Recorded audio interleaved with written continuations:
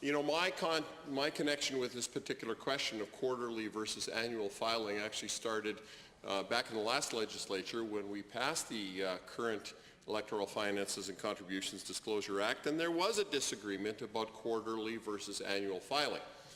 And at that point, we did land on quarterly filing. However, it was raised at that point, and some of my colleagues who were in the previous legislature may remember that it was argued at that point that quarterly filing for the volunteers that are CFOs within the constituency associations may be overly onerous, and it may create a burden whereby these volunteers would be hard to recruit, hard to find people to do this particular job, because of all the jobs within a constituency association, it's the CFO's job that has the most legislation to keep track of and the most requirements as far as quarterly and annual reporting. And so some years later, in the spring of 2015, when I served on the Legislative Offices Committee, the Chief Electoral Officer came to the committee with a request for an increase in his budget.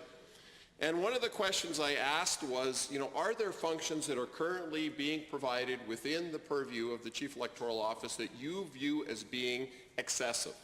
You view as being beyond the requirement for providing the necessary transparency and accountability that our democratic system expects. And the Chief Electoral Officer was very clear. He said that the quarterly reporting by constituency associations was, in his view, excessive. It tied up a lot of time and effort and resources in the Elections Alberta office, and in his view did not add value to the process. And he indicated at that time that if that could be reduced from quarterly to annual filing, that would indeed reduce the workload within the Chief Electoral Office's Elections Alberta. So that was something that I filed away, and so when we came to the committee, and in fact we had the rather large number of recommendations from the Chief Electoral Officer and from others who had recommendations on the EFCDA. One from the Chief Electoral Officer, or the CEO, was to move from quarterly to annual filing for constituency associations. And so on August the 10th of 2016, our committee, on a hot summer day, which I recall very specifically because I was calling in that day, not attending in person because I was attending the annual Innisfree Fair, which if you haven't been there, you're certainly missing something. But I called in that day just before the parade was about to kick off, and I was to climb aboard the chuck wagon that was going to take me around the streets of Innisfree, not once but twice, and that's the way we do things. It's a double parade, indeed. You have to buy twice the candy. And so on that day, at around 10:20 in the morning, this suggestion was moved. And it was moved, and the discussion started about changing from annual to, or quarterly rather, to annual filing.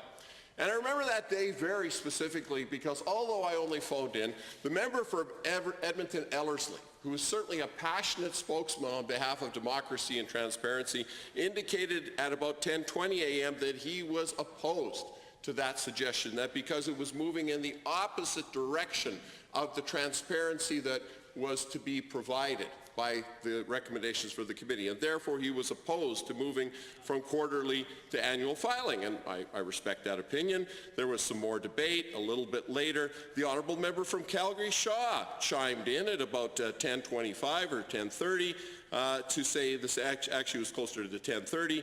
Chimed in and said the same, similar sort of an argument. Now, a little bit later, the Chief Electoral Officer was asked, what additional benefit is there to quarterly versus annual reporting? And this is interesting, and I think that this is something we have to take into account. It is, in fact, the Chief Electoral Officer whose office has to deal with these reports and who listens or hears from the various constituency associations across our province. And our Chief Electoral Officer said on that date, we have heard quite loudly from constituencies that it is taxing on them. The reporting period isn't a month, it is only 15 days. That meaning that after the end of the quarter, the CFO has 15 days to file the report. It's actually a reduced timeline than that. But part of the issues that they counter is that it does not add a disclosure component, not complete disclosure in a sense, because the information as far as the contribution isn't aggregated throughout the 4 periods, the 4 quarters.